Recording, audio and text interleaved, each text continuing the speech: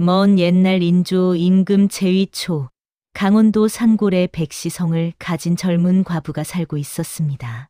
그녀는 단아하고 아름다웠으나 결코 웃지 않았지요.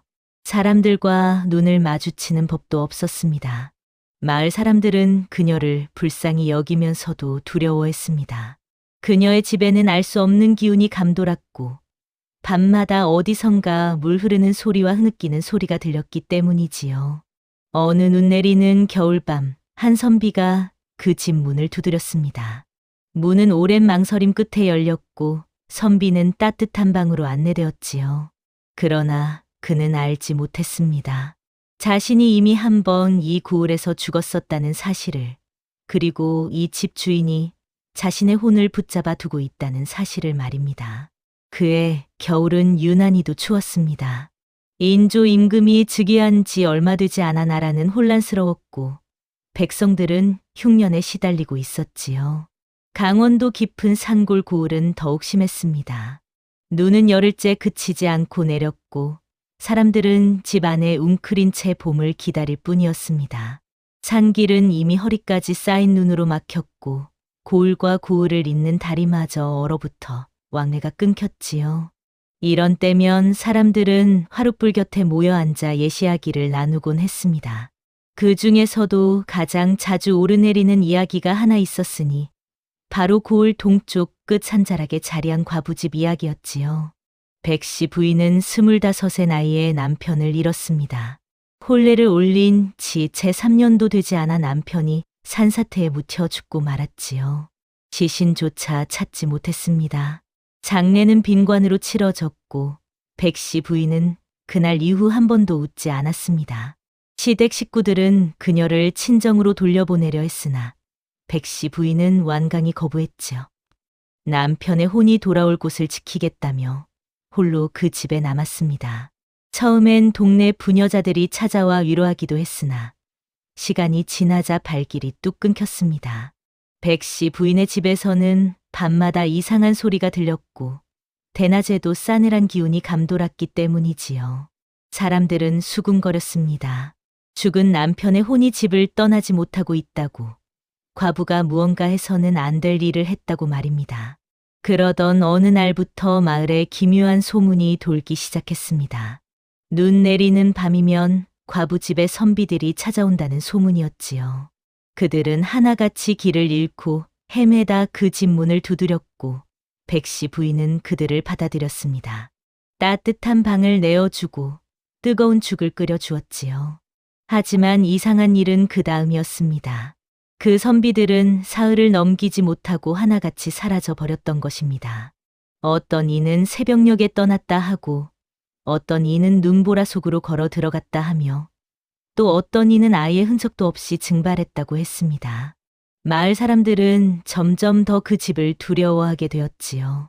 해가 지면 절대 그 집 근처에 가지 말라는 금기가 생겨났고 아이들에게는 엄하게 일렀습니다. 과부 집은 사람이 사는 곳이 아니라 혼이 머무는 곳이라고 말입니다. 윤서원은 30세의 선비였습니다. 몰락한 양반가의 자제로 태어나 평생을 가난과 싸우며 살아왔지요. 그의 집안은 본래 명문가였으나 할아버지, 대영무에 연루되어 몰락했습니다. 아버지는 그 서름을 못 이기고 일찍 세상을 떠났고 어머니마저 병으로 눕고 말았지요. 서원은 홀로 남아 어머니를 봉양하며 글을 읽었습니다. 가문을 다시 일으켜 세우겠다는 일념 하나로 밤낮을 가리지 않고 책을 펼쳤지요. 그의 성품은 올곧았고 얼굴은 준수했으나 지나치게 마른 체구 탓에 병약해 보였습니다. 학처럼 날씬한 몸에 맑은 눈매를 지닌 그는 고을에서 소문난 효자이자 학자였습니다. 그의 겨울, 서원은 마침내 한양에서 열리는 과거에 응시하기로 결심했습니다. 어머니는 만류했으나 서원은 고집을 꺾지 않았지요. 눈이 내리기 전에 떠나겠다며 보따리 하나 메고 집을 나섰습니다. 하지만 하늘은 그의 뜻을 허락하지 않았습니다. 고을을 떠난 지 사흘째 되던 날 갑자기 폭설이 쏟아지기 시작했지요. 하늘이 무너져 내리듯 눈이 퍼부었고 앞이 보이지 않을 정도였습니다. 서원은 길을 잃고 말았습니다. 산길은 온통 눈으로 뒤덮였고 발을 내디딜 때마다 무릎까지 빠져들었지요. 추위는 뼛속까지 파고들었고 손발은 이미 감각을 잃어가고 있었습니다. 서원은 필사적으로 걸었습니다. 이대로 주저앉으면 얼어 죽을 것이 분명했기 때문이지요. 그렇게 한식경을 더 헤매었을까요? 눈보라 사이로 희미하게 불빛이 보였습니다. 서원의 눈에 희망이 피어올랐지요. 마지막 힘을 다해 그곳을 향해 걸어갔습니다. 그리고 마침내 한 집 앞에 다다랐을 때 그는 그대로 쓰러지고 말았습니다. 얼마나 시간이 흘렀을까요? 서원은 문 여는 소리에 정신을 차렸습니다. 눈을 뜨니 한 여인이 자신을 내려다보고 있었지요. 달빛을 받은 여인의 얼굴은 창백했으나 아름다웠습니다. 여인은 말없이 서원을 일으켜 세웠고 안으로 인도했습니다. 서원은 비틀거리며 여인을 따라 들어갔지요. 집 안은 바깥의 혹한과는 달리 따뜻했습니다. 화롯불이 활활 타오르고 있었고 방 한쪽에는 이불이 깔려 있었지요. 여인은 서원을 방으로 안내한 뒤 말없이 물러났습니다. 서원은 감사의 말을 전하려 했으나 여인은 이미 문을 닫고 나간 뒤였습니다. 그는 젖은 옷을 벗고 불가에 앉았습니다. 얼어붙었던 몸이 서서히 녹아내리는 것을 느끼며 안도의 한숨을 내쉬었지요. 잠시 후 여인이 돌아왔습니다. 손에는 김이 모락모락 나는 죽 한 그릇을 들고 있었지요. 여인은 조용히 그것을 서원 앞에 내려놓았습니다. 서원은 고개를 들어 여인을 바라보았습니다. 불빛 아래 여인의 얼굴이 또렷이 보였지요. 단아한 이목구비의 긴 속눈썹, 그러나 눈동자에는 깊은 슬픔이 서려 있었습니다. 서원은 문득 가슴 한쪽이 저려오는 것을 느꼈습니다. 여인은 여전히 말이 없었습니다. 다만 고개를 살짝 숙여 인사를 건넨 뒤 다시 물러나려 했지요. 서원이 황급히 입을 열었습니다. 목숨을 구해 주신 은혜를 어찌 갚아야 할지 모르겠다고, 성함이라도 여쭙고 싶다고 말했습니다. 여인은 잠시 망설이다 작은 목소리로 대답했습니다. 백시 성을 쓴다고 남편을 잃고 홀로 이 집을 지키고 있다고 말이지요. 서원은 그제야 이곳이 과부집임을 알았습니다. 하지만 추위에 떨다가 따뜻한 방을 얻은 그로서는 다른 선택지가 없었지요. 눈은 여전히 그칠 기미가 보이지 않았고 밤은 깊어가고 있었습니다. 서원은 공손히 고개를 숙였습니다. 하룻밤만 신세를 지고 눈이 그치는 대로 떠나겠다고, 결코 폐를 끼치지 않겠다고 약속했지요. 백씨 부인은 아무 대답도 하지 않았습니다. 다만 고개를 끄덕인 뒤 조용히 방을 나갔습니다. 문이 닫히고 서원은 홀로 남았습니다. 그는 죽을 한 숟가락 떠 입에 넣었습니다. 따뜻한 죽이 목구멍을 타고 내려가며 얼었던 속이 녹아내리는 것 같았지요. 서원은 그릇을 비우고 이불 속으로 들어갔습니다.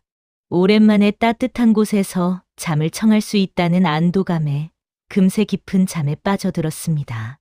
하지만 그는 알지 못했습니다.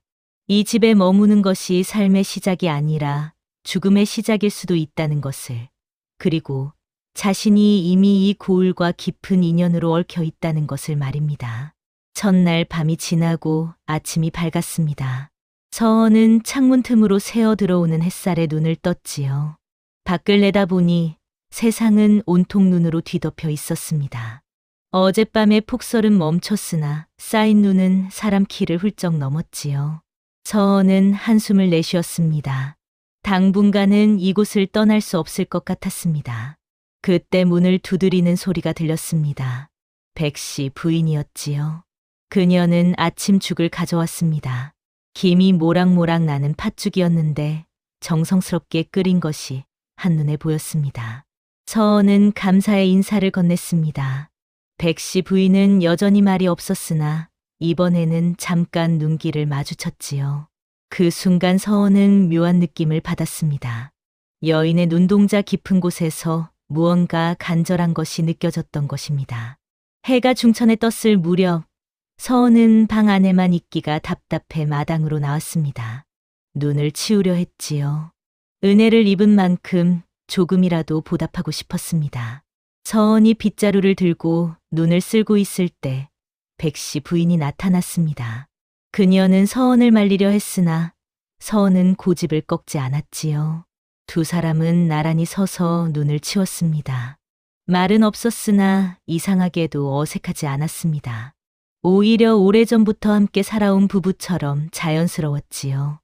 해질 무렵이 되자 마당은 한결 깨끗해졌습니다. 백씨 부인은 처음으로 작게 미소 지었습니다. 그 미소는 겨울해처럼 짧았으나 서원의 가슴에는 오래도록 남았습니다. 저녁 무렵 백씨 부인이 저녁상을 들고 왔습니다. 이번에는 죽이 아니라 밥과 나물 그리고 두부찌개였지요. 서원은 놀랐습니다. 과부 혼자 사는 집치고는 음식이 너무 풍성했기 때문입니다. 백씨 부인은 조용히 말했습니다. 오랜만에 손님을 맞아 정성을 들였다고 부디 맛있게 드시라고 말이지요. 서원은 감동했습니다. 이 외로운 여인이 얼마나 정성을 들여 이 음식을 준비했을지 짐작할 수 있었지요. 두 사람은 마주 앉아 저녁을 먹었습니다. 처음에는 서로 어색해하며 말이 없었으나 시간이 지나자 조금씩 대화가 오가기 시작했습니다. 서원은 자신의 이야기를 들려주었습니다. 몰락한 집안과 병든 어머니, 과거를 보러 가다 길을 잃은 이야기를 말이지요. 백씨 부인은 조용히 듣고 있었습니다. 그녀의 눈에는 깊은 연민이 어려 있었지요. 밤이 깊어가자 서원은 방으로 돌아갔습니다. 이불 속에 누웠으나 좀처럼 잠이 오지 않았지요. 문득 어디선가 물 흐르는 소리가 들려왔습니다. 서원은 귀를 기울였습니다. 분명 물소리였습니다. 마치 시냇물이 흐르는 듯한 소리였지요. 하지만 한겨울에 그것도 이렇게 눈이 많이 쌓인 날에 물이 흐를 리 없었습니다. 서원은 일어나 창문을 열어보았습니다. 달빛 아래 마당은 고요했고 아무 소리도 들리지 않았지요. 다시 창문을 닫고 누웠으나 물소리는 여전했습니다. 그뿐만이 아니었습니다. 어디선가 희미하게 흐느끼는 소리도 들려왔지요.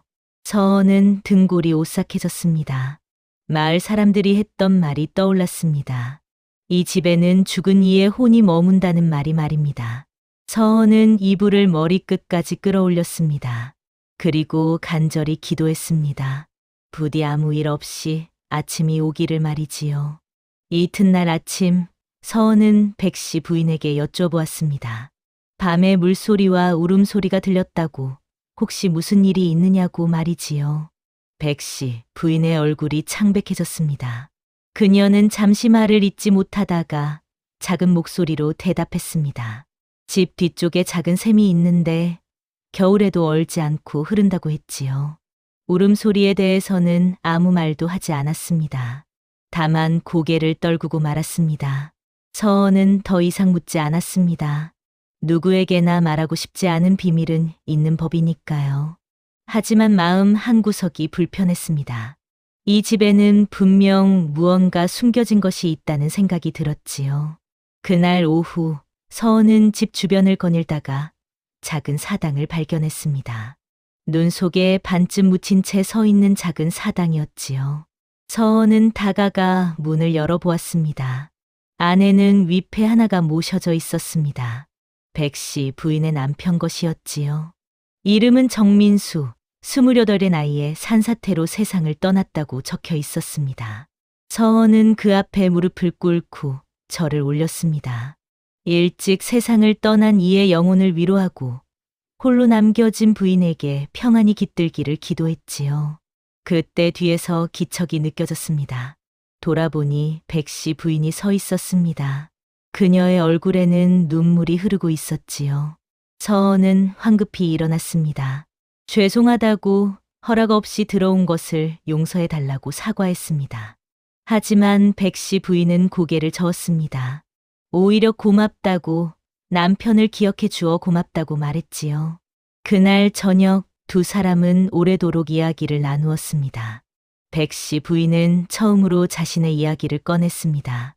남편 정민수와의 혼례, 짧았지만 행복했던 결혼 생활, 그리고 그가 떠난 날의 이야기를 말이지요.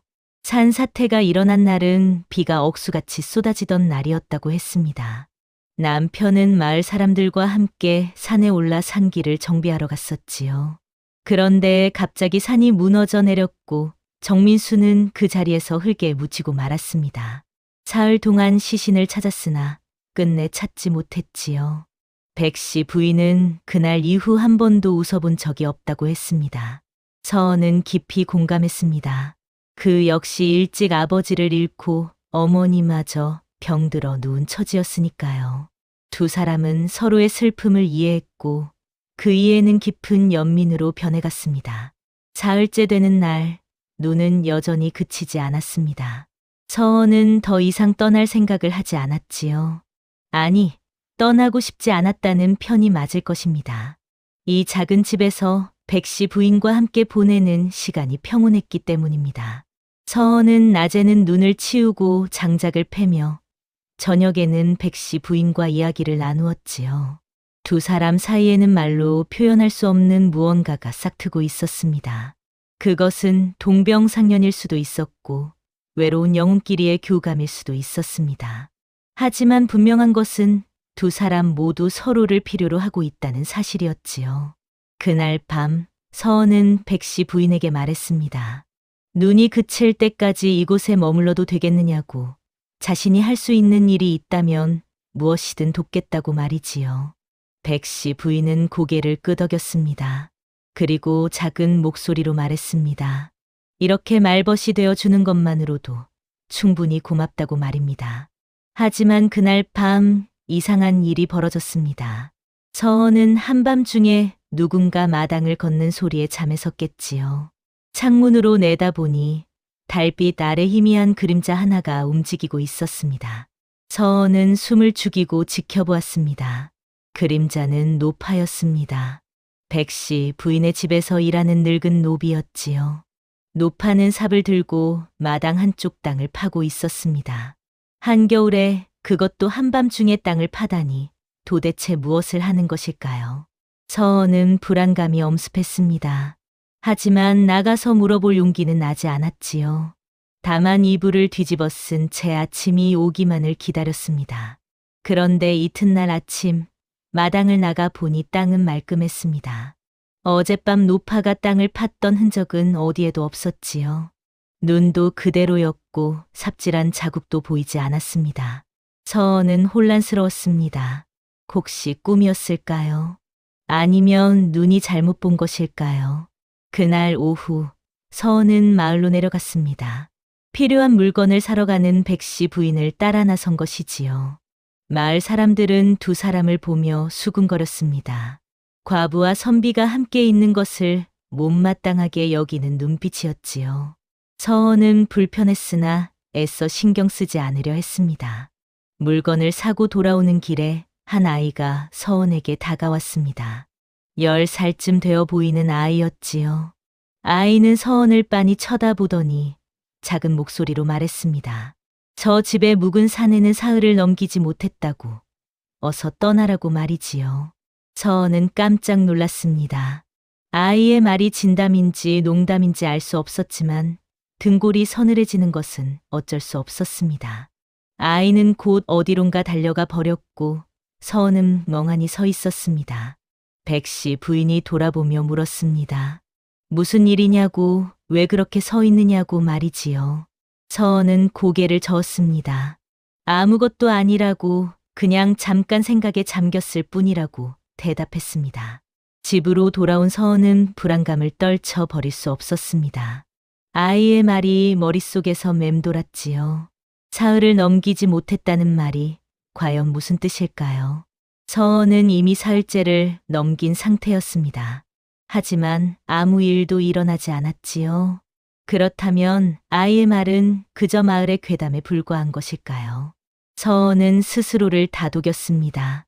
미신을 믿지 말라고, 백씨 부인은 선량한 사람이라고 말이지요. 하지만 마음 한구석의 불안은 쉽게 가시지 않았습니다. 그날 밤 서은은 또다시 물소리를 들었습니다. 이번에는 더욱 선명했지요. 마치 폭포수가 쏟아지는 것 같았습니다. 서은은 참을 수 없었습니다. 일어나서 소리가 나는 쪽으로 걸어갔습니다. 복도를 지나 집 뒤편으로 나가자 그곳에 작은 샘이 있었습니다. 백씨 부인이 말했던 바로 그 샘이었지요. 샘물은 겨울인데도 얼지 않고 콸콸 흐르고 있었습니다. 서원은 샘가에 무릎을 꿇고 물을 들여다보았습니다. 달빛에 비친 물속에는 자신의 얼굴이 비쳤습니다. 그런데 그 순간 물속에서 또 다른 얼굴이 보였습니다. 서원과 똑같은 얼굴이었지요. 서원은 비명을 지르며 뒤로 물러났습니다. 그때 뒤에서 목소리가 들렸습니다. 백씨 부인이었습니다. 그녀는 서원에게 다가와 물었습니다. 무엇을 보았느냐고, 왜 그렇게 놀랐느냐고 말이지요. 서원은 떨리는 목소리로 대답했습니다. 물속에서 자신의 얼굴을 봤다고, 하지만 두 개였다고 말했습니다. 백씨 부인은 고개를 저었습니다. 달빛에 물결이 일렁여서 그렇게 보였을 거라고 너무 걱정하지 말라고 말했지요. 서원은 백씨 부인의 말을 믿고 싶었습니다. 하지만 마음 깊은 곳에서는 확신할 수 없었습니다. 분명 무언가 이상한 일이 벌어지고 있었으니까요. 두 사람은 함께 집 안으로 들어갔습니다. 백씨 부인은 서원에게 따뜻한 차를 내어주었습니다. 서원은 차를 마시며 진정하려 했었지요. 백씨 부인은 조용히 말했습니다. 너무 생각이 많으면 마음의 병이 생긴다고 편히 쉬라고 말했습니다. 서원은 고개를 끄덕였습니다. 하지만 그날 밤 이후 서원의 마음속에는 의심의 씨앗이 심어지고 말았습니다. 그때 뒤에서 목소리가 들렸습니다. 백씨 부인이었습니다. 그녀는 서원에게 다가와 물었습니다. 무엇을 보았느냐고, 왜 그렇게 놀랐느냐고 말이지요. 서원은 떨리는 목소리로 대답했습니다. 물속에서 자신의 얼굴을 봤다고, 하지만 두 개였다고 말했습니다. 백씨 부인은 고개를 저었습니다. 달빛에 물결이 일렁여서 그렇게 보였을 거라고 너무 걱정하지 말라고 말했지요. 서원은 백씨 부인의 말을 믿고 싶었습니다. 하지만 마음 깊은 곳에서는 확신할 수 없었습니다. 분명 무언가 이상한 일이 벌어지고 있었으니까요. 두 사람은 함께 집 안으로 들어갔습니다. 백씨 부인은 서원에게 따뜻한 차를 내어주었습니다. 서원은 차를 마시며 진정하려 했었지요. 백씨 부인은 조용히 말했습니다. 너무 생각이 많으면 마음의 병이 생긴다고 편히 쉬라고 말했습니다. 서원은 고개를 끄덕였습니다. 하지만 그날 밤 이후 서원의 마음속에는 의심의 씨앗이 심어지고 말았습니다. 나흘째 아침이 밝았습니다. 서원은 이상하게도 몸이 가벼웠습니다. 어젯밤의 두려움은 아침 햇살과 함께 사라진 듯 했지요. 백씨 부인이 아침상을 들고 왔을 때 서원은 그녀를 보며 미소 지었습니다. 백씨 부인도 희미하게 미소를 띄었지요. 두 사람은 함께 아침을 먹으며 이야기를 나누었습니다. 서원은 자신의 꿈 이야기를 했습니다. 어릴 적 아버지와 함께 연을 날리던 기억, 과거에 급제하여 어머니를 기쁘게 해드리고 싶은 소망을 말이지요. 백씨 부인은 조용히 듣고 있다가 자신도 꿈이 있었다고 말했습니다. 남편과 함께 아이를 낳아 기르며 평범하게 살아가는 것이 꿈이었다고 말이지요. 하지만 그 꿈은 산사태와 함께 무너져 버렸습니다. 서원은 그녀의 손을 가만히 잡았습니다. 위로의 말은 필요 없었지요. 다만 따뜻한 온기만으로도 충분했습니다. 그날 오후 두 사람은 함께 사당을 찾았습니다. 백씨 부인은 남편의 위패 앞에서 오래도록 절을 올렸지요. 서원도 함께 절을 올렸습니다. 그리고 마음속으로 기도했습니다. 부디 여인에게 평안이 찾아오기를, 그녀가 슬픔에서 벗어날 수 있기를 말입니다. 사당을 나올 때 백씨 부인이 말했습니다. 서원 도령 덕분에 오랜만에 마음이 편안하다고, 남편도 분명 기뻐할 것이라고 말이지요. 서원은 가슴이 뭉클했습니다. 이 여인의 외로움이 얼마나 깊었을지 짐작할 수 있었습니다. 그리고 자신도 모르게 이 여인에게 마음이 기울고 있음을 깨달았습니다. 하지만 그것이 동정인지 사랑인지는 알 수 없었지요. 저녁이 되자 백씨 부인은 특별한 음식을 준비했습니다. 닭을 삶아 만든 백숙이었지요. 김이 모락모락 올라오는 뜨거운 국물을 보며 서은은 감탄했습니다. 이런 귀한 음식을 자신을 위해 준비했다니 송구스러웠지요. 백씨 부인은 수줍게 웃으며 말했습니다. 오랜만에 손님을 대접하니 즐겁다고, 도령이 계시는 동안만이라도 이렇게 정성을 다하고 싶다고 말이지요. 두 사람은 오래도록 이야기를 나누며 저녁을 먹었습니다. 촛불이 깜빡이는 작은 방 안에서 두 사람만의 시간은 참으로 평화로웠습니다. 바깥의 눈보라와 세상의 소문 따위는 잊혀진 채 오직 두 사람만이 존재하는 듯했지요. 서은은 문득 생각했습니다. 이대로 시간이 멈춰버렸으면 좋겠다고, 이 평온한 순간이 영원히 계속되었으면 좋겠다고 말입니다. 하지만 그날 밤 운명은 또다시 서은을 시험했습니다. 꿈속에서 서은은 물에 잠긴 곳을 걷고 있었습니다. 발밑은 차가운 물이었고 주변은 어둠뿐이었지요. 그때 앞에서 한 사내가 나타났습니다. 사내는 흙투성이 옷을 입고 있었고 얼굴은 창백했습니다. 서은은 그 사내를 보며 섬뜩함을 느꼈지요. 사내의 얼굴이 자신과 너무나 닮아 있었기 때문입니다. 사내는 서은을 향해 손을 뻗었습니다. 그리고 입을 열었지요. 목소리는 들리지 않았으나 입 모양으로 알 수 있었습니다. 도와달라고, 제발 나를 구해달라고 말하고 있었습니다.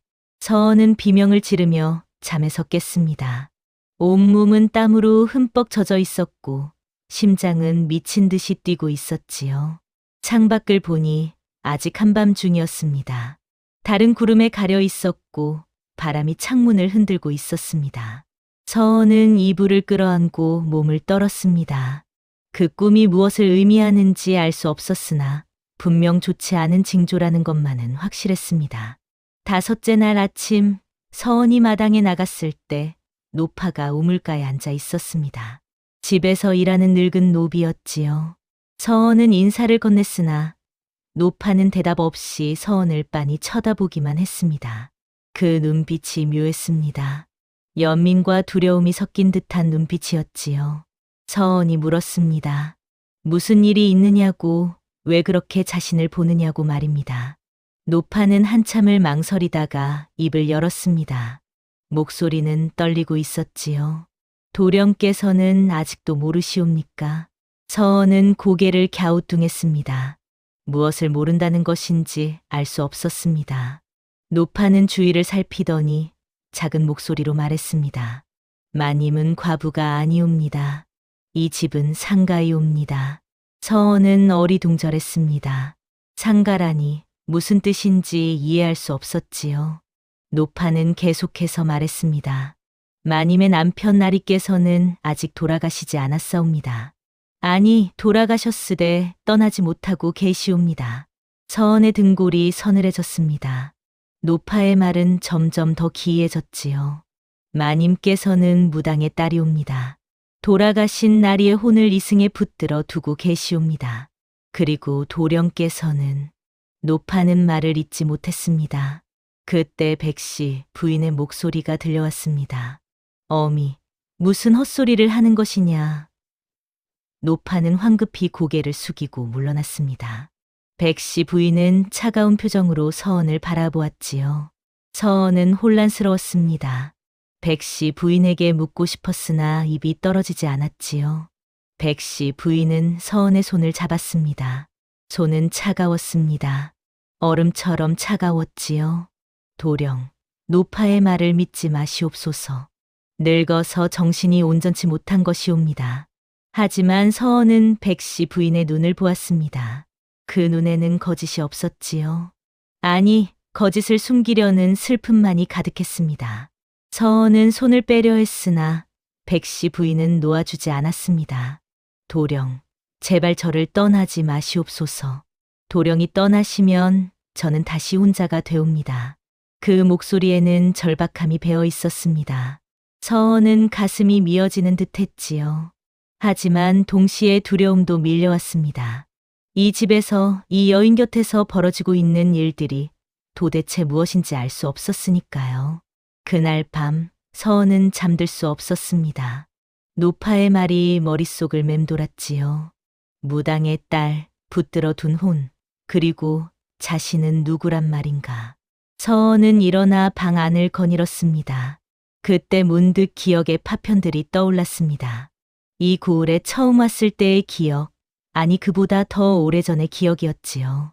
자신이 이 산길을 걸어본 적이 있다는 느낌, 이 집을 본 적이 있다는 느낌, 그리고 백씨 부인을 만난 적이 있다는 느낌 말입니다. 서은은 머리를 감싸 쥐었습니다. 기억은 흐릿했으나 분명 무언가가 있었습니다. 그때 갑자기 섬광처럼 장면 하나가 스쳤지요. 비 오는 날, 산사태, 무너져 내리는 흙더미, 그리고 자신이 그 속에 묻히는 장면이었습니다.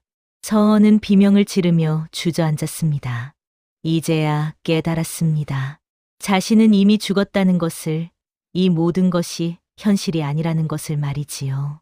문이 열리고 백씨 부인이 들어왔습니다. 그녀는 서은 곁에 무릎을 꿇고 앉았지요. 이제 아시겠습니까, 도령. 백씨 부인의 목소리는 떨리고 있었습니다. 도령께서는 석 달 전 이곳에서 산사태로 돌아가셨나이다. 저는 도령의 시신을 찾아 장사를 지내드렸사옵니다. 하지만 도령의 혼은 떠나지 못하고 방황하고 계셨지요. 서은은 믿을 수 없다는 듯 고개를 저었습니다. 하지만 백씨 부인은 계속 말했습니다. 저는 무당의 딸이옵니다.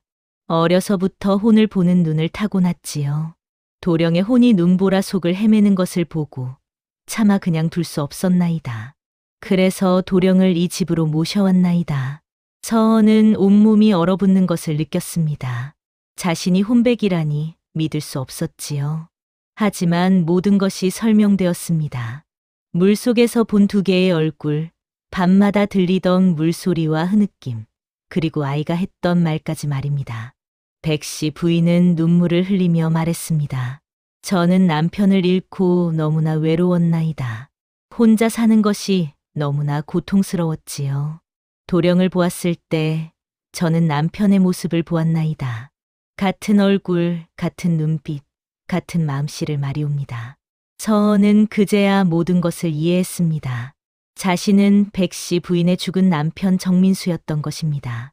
윤서은이라는 이름은, 과거를 보러 간다는 꿈은 모두 혼백이 된 후에 만들어진 허상이었지요.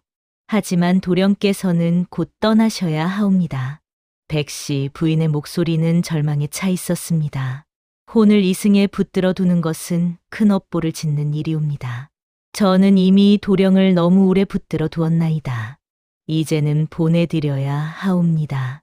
서은은, 아니 정민수는 백씨 부인을 껴안았습니다. 두 사람은 오래도록 울었지요. 다음 날 마을 무당이 찾아왔습니다. 백씨 부인의 어머니였지요. 늙은 무당은 단호한 표정으로 말했습니다. 오늘 밤 굿을 해야 하느니라. 혼을 더 이상 이승에 두어서는 안 되느니라. 백씨 부인은 애원했습니다. 조금만 더, 며칠만 더 함께 있게 해달라고 말이지요.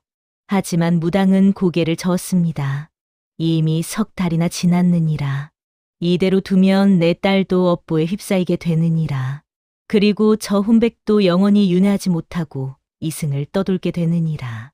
서은은 무당의 말을 듣고 결심했습니다. 백씨 부인을 위해서라도 자신은 떠나야 한다고 생각했지요. 하지만 백씨 부인은 서은의 손을 놓지 않으려 했습니다. 안 됩니다. 저는 도령 없이 살 수 없나이다. 차라리 저도 함께 가겠나이다. 서은은 슬픔에 잠겼습니다. 사랑하는 이를 위해 무엇을 해야 할지 알 수 없었지요. 해가 저물고 밤이 찾아왔습니다. 마당에는 제단이 차려졌고 무당은 굿을 시작했습니다. 장구가 울리고 무가가 울려 퍼졌지요. 백씨 부인은 방 안에서 울고 있었고 서은은 제단 앞에 앉아 있었습니다. 무당의 목소리가 밤하늘을 가르며 울려 퍼졌습니다. 떠나거라, 이승의 혼이여. 내가 머물 곳은 여기가 아니로다. 저승길로 가거라. 그곳에서 다시 태어나거라. 서은은 자신의 몸이 점점 가벼워지는 것을 느꼈습니다. 마치 안개처럼 흩어지는 듯 했지요. 그때 백씨 부인이 뛰쳐나왔습니다. 그녀는 서원을 껴안으며 울부짖었습니다. 안 됩니다. 가지 마시옵소서. 저를 두고 가지 마시옵소서. 무당은 굿을 멈추지 않았습니다. 오히려 더욱 강하게 무가를 불렀지요. 바로 그때였습니다. 갑자기 마당 한쪽 땅이 갈라지기 시작했습니다. 노파가 밤마다 파던 그곳이었지요. 땅 속에서 무언가가 드러났습니다. 그것은 시신이었습니다. 흙투성이가 된 남자의 시신이었지요. 사람들은 비명을 질렀습니다. 무당도 잠시 굿을 멈췄습니다. 백씨 부인은 그 시신을 보고 주저앉았습니다. 여보, 그것은 정민수의 시신이었습니다. 석 달 전 산사태로 죽은 남편의 시신이었지요. 백씨 부인은 시신을 찾지 못했다고 했으나 사실은 찾았던 것입니다. 그리고 집 마당에 몰래 묻어두었던 것이지요. 남편의 혼이 멀리 가지 못하도록 이승에 붙들어 두기 위해서였습니다. 무당은 탄식했습니다. 어리석은 것, 이것이 바로 집착이로구나. 사랑하는 이를 놓아주지 못해 더 큰 고통을 만들었구나. 서은은, 아니 정민수의 혼은 자신의 시신을 보았습니다. 그제야 모든 것이 명확해졌지요. 자신은 진작에 죽었고 백씨 부인은 자신을 붙들어 두기 위해 온갖 일을 했던 것입니다. 정민수는 백씨 부인에게 말했습니다. 부인, 이제 저를 보내주시오. 저는 가야 하오. 그래야 부인도 편안해지실 것이오. 백씨 부인은 고개를 저으며 울었습니다. 안 됩니다. 당신 없이는 살 수 없나이다. 정민수는 부인의 손을 잡았습니다. 부인은 아직 젊소. 앞으로 살아갈 날이 많이 남았소. 저를 붙들어 두는 것은 부인을 위하는 길이 아니오. 저를 보내주시오. 그것이 진정 저를 사랑하는 것이오. 눈물이 정민수의 볼을 타고 흘러내렸습니다. 그 눈물은 땅에 떨어지자마자 사라졌지요. 혼의 눈물은 이승에 머물 수 없었습니다. 무당이 다시 굿을 시작했습니다. 이번에는 백씨 부인도 거역하지 않았습니다. 그녀는 남편의 시신 곁에 앉아 조용히 울고 있었지요. 장구 소리가 점점 빨라졌고 무가는 하늘을 찌를 듯 높아졌습니다. 정민수의 몸은 점점 투명해졌습니다. 이제 거의 보이지 않을 정도였지요. 정민수는 마지막으로 백씨 부인을 바라보았습니다. 부인, 행복하게 사시오. 다음 생에 다시 만납시다. 백씨 부인은 손을 뻗었으나 이미 정민수의 모습은 사라지고 있었습니다. 마치 아침 안개처럼, 달빛처럼, 눈송이처럼 흩어져 갔지요. 마지막 순간 정민수는 미소 지었습니다. 그리고 완전히 사라졌습니다. 마당에는 정막만이 흘렀습니다. 굿은 끝났고 혼은 떠났습니다. 백씨 부인은 빈 허공을 바라보며 오래도록 울었습니다. 그날 밤 마을 사람들이 모여들었습니다. 과부집 마당에서 벌어진 일이 소문으로 퍼졌던 것이지요. 사람들은 땅속에서 나온 시신을 보며 수군거렸습니다. 백씨 부인이 남편의 시신을 몰래 묻어두었다는 사실에 모두들 놀라워했지요. 어떤 이들은 백씨 부인을 불쌍히 여겼으나 어떤 이들은 두려워했습니다. 죽은 이의 혼을 붙들어 두다니. 그것은 하늘의 이치를 거스르는 일이었으니까요. 무당은 사람들에게 말했습니다. 이제 모든 것이 끝났으니 각자 집으로 돌아가라고. 이곳의 일은 자신이 마무리하겠다고 말이지요. 사람들은 하나둘 흩어졌습니다. 하지만 그들의 눈빛에는 백씨 부인에 대한 의심과 두려움이 가득했습니다. 무당은 정민수의 시신을 제대로 장사 지내기로 했습니다. 이튿날 아침 마을 사람 몇몇이 와서 시신을 거두어 갔지요. 산 너머 공동묘지에 자리를 마련하고 제대로 된 장례를 치렀습니다. 백씨 부인은 그 과정 내내 넋을 잃은 듯했습니다. 눈물도 나오지 않았지요. 다만 멍하니 서서 관이 땅속으로 들어가는 것을 지켜볼 뿐이었습니다. 장례가 끝나고 사람들이 모두 떠난 후 백씨 부인은 홀로 무덤 앞에 남았습니다. 그녀는 무릎을 꿇고 앉아 작은 목소리로 말했습니다. 여보, 이제야 제대로 보내드리는군요. 용서하세요. 제가 당신을 너무 오래 붙들어 두었습니다. 바람이 불어와 그녀의 머리카락을 흔들었습니다. 마치 남편이 대답하는 것 같았지요. 며칠이 지났습니다. 백씨 부인은 집으로 돌아왔으나 예전의 그녀가 아니었습니다. 밥도 제대로 먹지 않았고 밤에는 잠도 자지 못했지요. 노파가 걱정하며 말을 걸어도 대답하지 않았습니다. 그녀는 하루 종일 방 안에 앉아 창밖만 바라보았습니다. 눈은 여전히 내리고 있었고 세상은 온통 하얗게 덮여 있었지요. 백씨 부인은 문득 깨달았습니다. 자신이 남편을 붙들어 둔 것이 사랑이 아니라 집착이었다는 것을, 진정한 사랑은 놓아주는 것이었다는 것을 말입니다. 하지만 그 깨달음은 너무 늦게 찾아왔습니다. 이미 남편은 떠났고 자신은 홀로 남았지요. 어느 날 밤 백씨 부인은 꿈을 꾸었습니다. 꿈 속에서 정민수가 나타났지요. 하지만 예전의 흑투성이 모습이 아니었습니다. 깨끗한 옷을 입고 환한 미소를 짓고 있었습니다. 정민수는 백씨 부인에게 다가와 말했습니다. 부인, 이제 저는 편안합니다. 부디 부인도 편안하게 사십시오. 저를 위해 슬퍼하지 마십시오. 백씨 부인은 울면서 대답했습니다. 여보, 당신 없이 어찌 살아가란 말이오? 정민수는 부드럽게 웃었습니다. 부인은 강한 사람입니다. 충분히 살아낼 수 있습니다. 그리고 언젠가 우리는 다시 만날 것입니다. 그때까지 부디 건강하게 사십시오. 그 말을 남기고 정민수는 사라졌습니다. 백씨 부인은 잠에서 깨어났습니다. 베개는 눈물로 젖어 있었지요. 하지만 이상하게도 마음은 조금 가벼워진 것 같았습니다. 다음 날 아침 백씨 부인은 오랜만에 방문을 열고 나왔습니다. 노파는 깜짝 놀랐지요. 백씨 부인은 노파에게 말했습니다. 어미, 아침상을 차려주시오. 오늘부터 다시 살아보려 하오. 노파는 기쁜 마음으로 부엌으로 갔습니다. 백씨 부인은 마당에 나가 눈을 치웠습니다. 삽질을 하며 땀을 흘리니 몸도 마음도 조금씩 풀리는 것 같았지요. 해가 중천에 떴을 때 백씨 부인은 문득 하늘을 올려다보았습니다.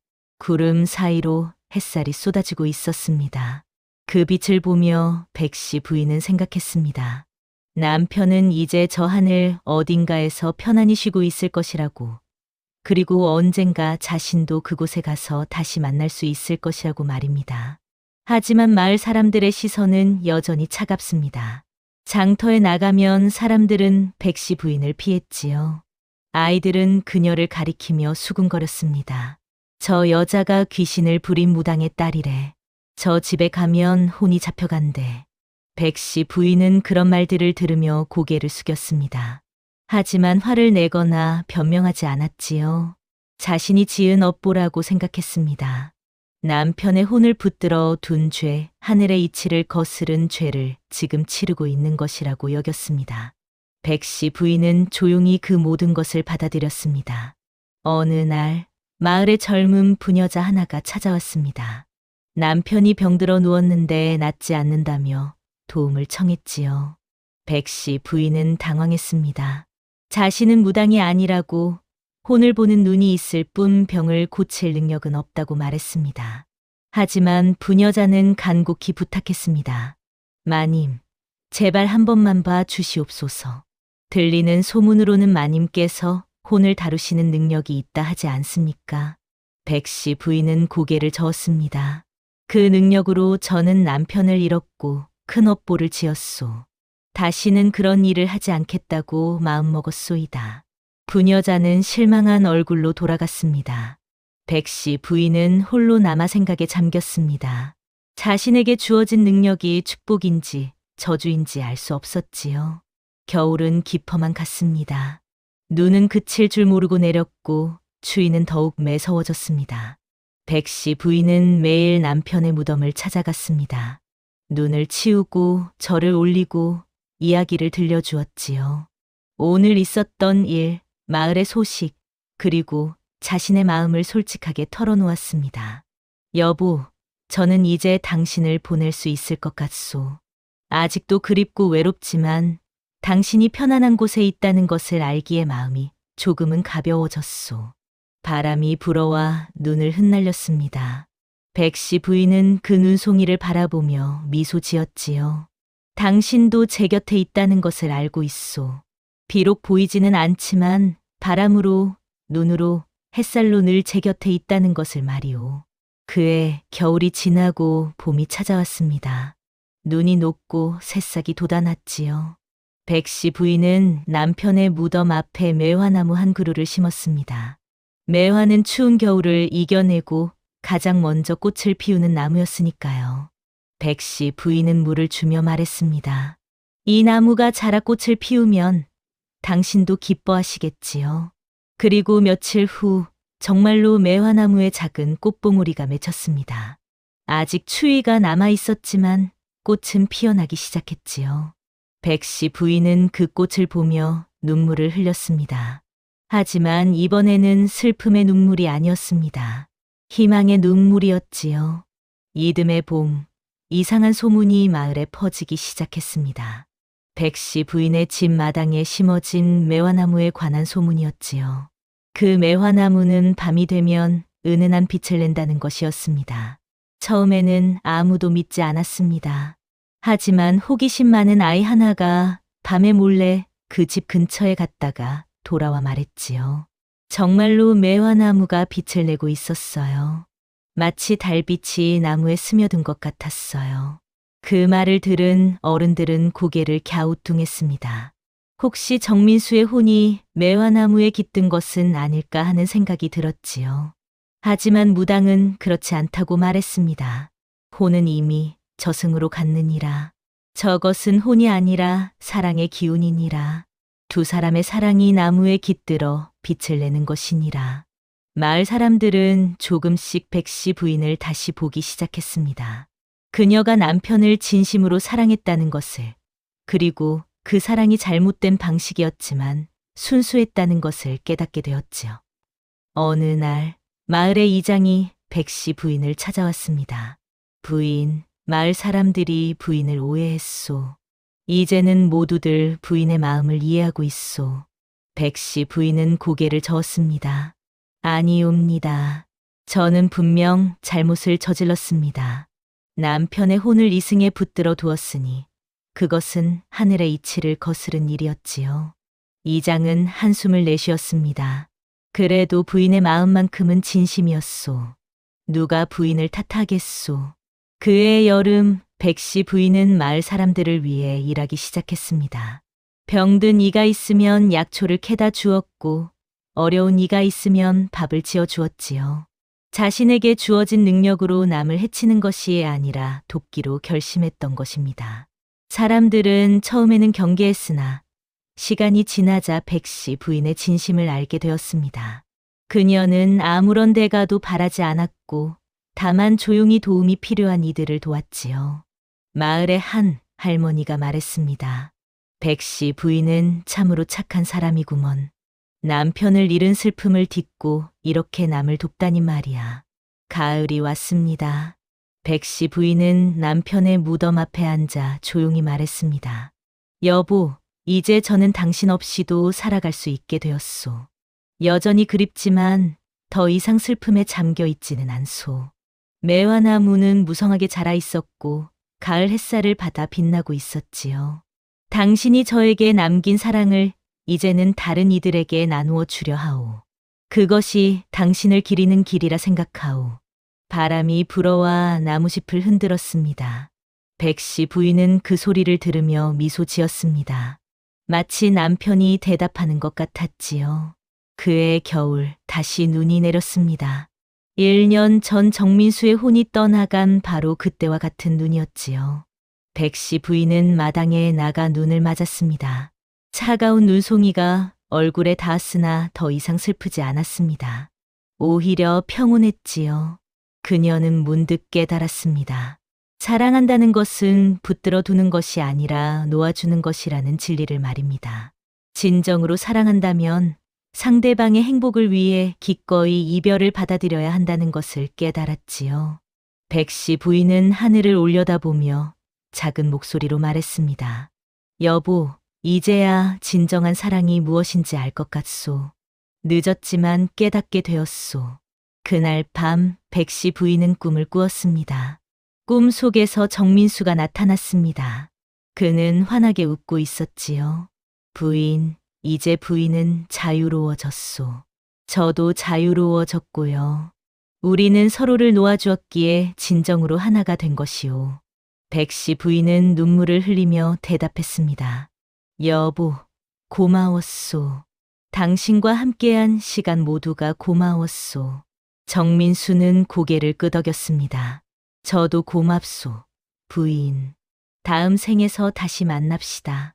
그때는 더 오래 함께 있을 수 있도록. 그 말을 남기고 정민수는 빗속으로 사라졌습니다. 백씨 부인은 잠에서 깨어났습니다. 이번에는 눈물이 나오지 않았지요.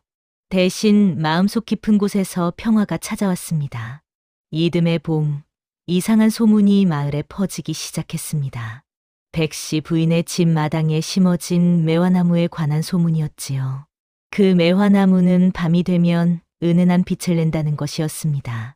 처음에는 아무도 믿지 않았습니다. 하지만 호기심 많은 아이 하나가 밤에 몰래 그 집 근처에 갔다가 돌아와 말했지요. 정말로 매화나무가 빛을 내고 있었어요. 마치 달빛이 나무에 스며든 것 같았어요. 그 말을 들은 어른들은 고개를 갸우뚱했습니다. 혹시 정민수의 혼이 매화나무에 깃든 것은 아닐까 하는 생각이 들었지요. 하지만 무당은 그렇지 않다고 말했습니다. 혼은 이미 저승으로 갔느니라. 저것은 혼이 아니라 사랑의 기운이니라. 두 사람의 사랑이 나무에 깃들어 빛을 내는 것이니라. 마을 사람들은 조금씩 백씨 부인을 다시 보기 시작했습니다. 그녀가 남편을 진심으로 사랑했다는 것을, 그리고 그 사랑이 잘못된 방식이었지만 순수했다는 것을 깨닫게 되었지요. 어느 날 마을의 이장이 백씨 부인을 찾아왔습니다. 부인, 마을 사람들이 부인을 오해했소. 이제는 모두들 부인의 마음을 이해하고 있소. 백씨 부인은 고개를 저었습니다. 아니옵니다. 저는 분명 잘못을 저질렀습니다. 남편의 혼을 이승에 붙들어 두었으니 그것은 하늘의 이치를 거스른 일이었지요. 이장은 한숨을 내쉬었습니다. 그래도 부인의 마음만큼은 진심이었소. 누가 부인을 탓하겠소. 그해 여름 백씨 부인은 마을 사람들을 위해 일하기 시작했습니다. 병든 이가 있으면 약초를 캐다 주었고 어려운 이가 있으면 밥을 지어 주었지요. 자신에게 주어진 능력으로 남을 해치는 것이 아니라 돕기로 결심했던 것입니다. 사람들은 처음에는 경계했으나 시간이 지나자 백씨 부인의 진심을 알게 되었습니다. 그녀는 아무런 대가도 바라지 않았고 다만 조용히 도움이 필요한 이들을 도왔지요. 마을의 한 할머니가 말했습니다. 백씨 부인은 참으로 착한 사람이구먼. 남편을 잃은 슬픔을 딛고 이렇게 남을 돕다니 말이야. 가을이 왔습니다. 백씨 부인은 남편의 무덤 앞에 앉아 조용히 말했습니다. 여보, 이제 저는 당신 없이도 살아갈 수 있게 되었소. 여전히 그립지만 더 이상 슬픔에 잠겨 있지는 않소. 매화나무는 무성하게 자라 있었고 가을 햇살을 받아 빛나고 있었지요.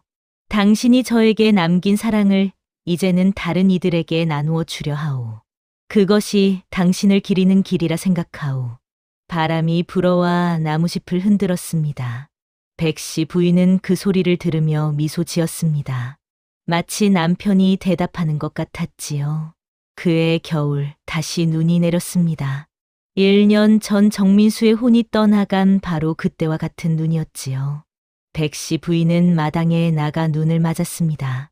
차가운 눈송이가 얼굴에 닿았으나 더 이상 슬프지 않았습니다. 오히려 평온했지요. 그녀는 문득 깨달았습니다. 사랑한다는 것은 붙들어 두는 것이 아니라 놓아주는 것이라는 진리를 말입니다. 진정으로 사랑한다면 상대방의 행복을 위해 기꺼이 이별을 받아들여야 한다는 것을 깨달았지요. 백씨 부인은 하늘을 올려다보며 작은 목소리로 말했습니다. 여보, 이제야 진정한 사랑이 무엇인지 알 것 같소. 늦었지만 깨닫게 되었소. 그날 밤 백씨 부인은 꿈을 꾸었습니다.